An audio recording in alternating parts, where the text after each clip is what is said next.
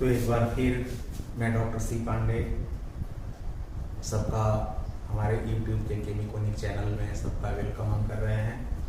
हम acids carboxylic acid जिसमें लिफेटिक और एरोमेटिक दोनों ही इंक्लूड रहेगा, इसके रोडमैप प्रॉब्लम्स को डिस्कस कर रहे हैं।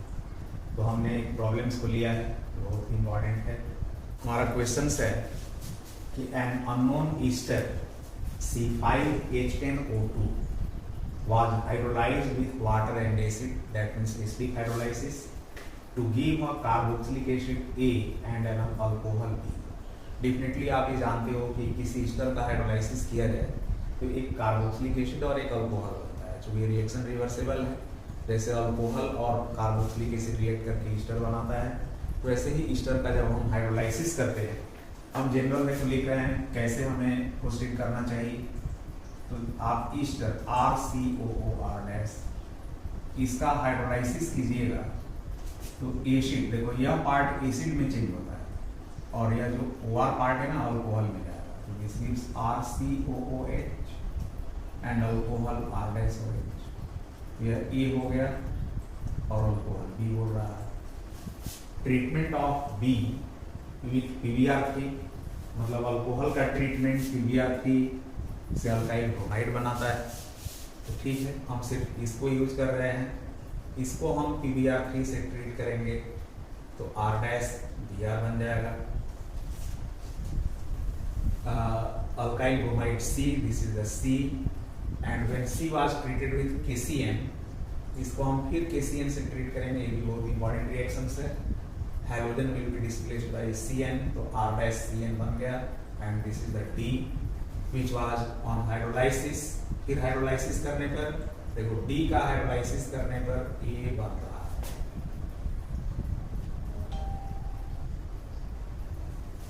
अब इसका हमारा ईस्टर का फॉर्मूला दिया हुआ है C5H10O। देखो यहाँ 2 अल्काइल ग्रुप्स है, इधर भी कुछ कार्बन होगा, इधर भी कुछ कार्बन होगा। हम इसी के बेसिस पर आइडेंटिफाई करना है। तो आप देख लो, यदि हम लोग इसमें इधर में 2 कार्बन्स को रखते हैं तो इधर 3 कार्बन को रखेंगे, इधर में 1 कार्बन को रखा जाएगा तो इधर 4 कार्बन को रखना पड़ेगा, और 4 कार्बन का अल्काइल चेन होगा तो फिर एक से ज़्यादा पॉसिबल स्ट्रक्चर हो सकता है। इसलिए हम क्या काम कर रहे हैं, ईस्टर को हम यहाँ रख रहे हैं, इधर में इस R- में इथाइल, तो इधर 3 कार्बन का इसको लेकर हो जाएगा मतलब 3 कार्बन का चेन। तो from this hypothetical concept, the ester may be CH3 CH2 COO CH2 CH3 ethyl propionate। अब देखो आप डेफिनेटली, चूंकि यही हमने कहा कि इधर 3 कार्बन का अल्काइल रख दें तो फिर आइसोप्रोपाइल भी हो सकता है, एक से ज़्यादा पॉसिबल स्ट्रक्चर हो जाएगा। इसलिए हम इधर 2 और इधर इस C को लेकर 3 कार्बन का चेन रखा। अब इसका आप हाइड्रोलाइसिस करोगे तो ये सब आइडेंटिफाई भी होगा, रिएक्शंस निकलते भी जाएगा। ये 3 कार्बन का एसिड बन जाएगा, that means propanoic acid in EPACK system, और इसी को A बोला जा रहा है। और इधर 2 कार्बन का ये पार्ट अल्कोहल में चला जाएगा, दैट मीन्स CH3 CH2OH, यह B हो गया।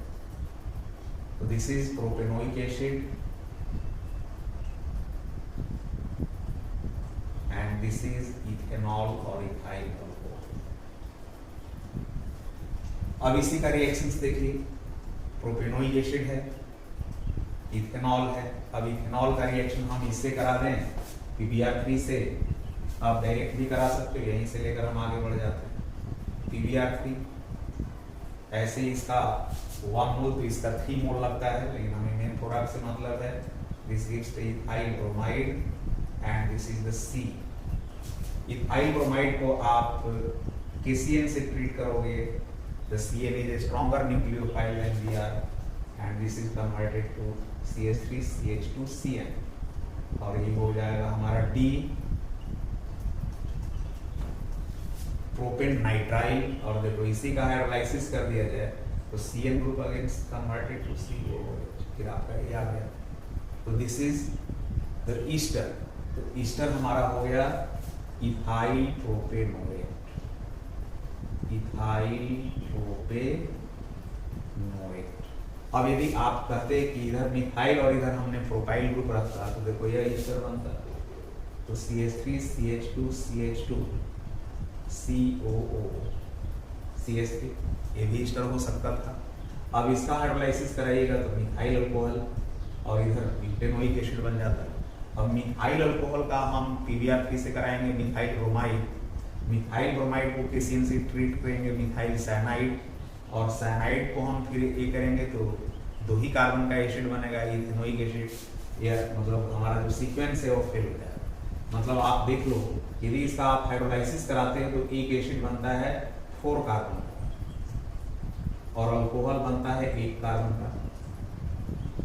इस अल्कोहल को आप PBr3 से रिएक्ट कराओगे तो ये होता है CH3Br, KCN से रिएक्ट कराओगे तो होगा CH3CN, लेकिन अब CN ग्रुप का हाइड्रोलाइसिस कराओगे तो यह नहीं बनेगा, 2 ही कार्बन का बनेगा, जबकि यहाँ 4 कार्बन का चाहिए। इसलिए हमने क्या किया, इधर में 2 कार्बन का रखा कि 1 कार्बन हमारा CN अल्कोहल में CN आ जाएगा तो 3 कार्बन का होगा और इधर 3 कार्बन का एसिड हमारा बन जाएगा, यह सीक्वेंस फॉलो हो जाएगा। तो the Easter is ethyl propanoic, आप सीक्वेंस देख सकते हो। तो इस तरह से नेक्स्ट पार्ट में हम आते हैं।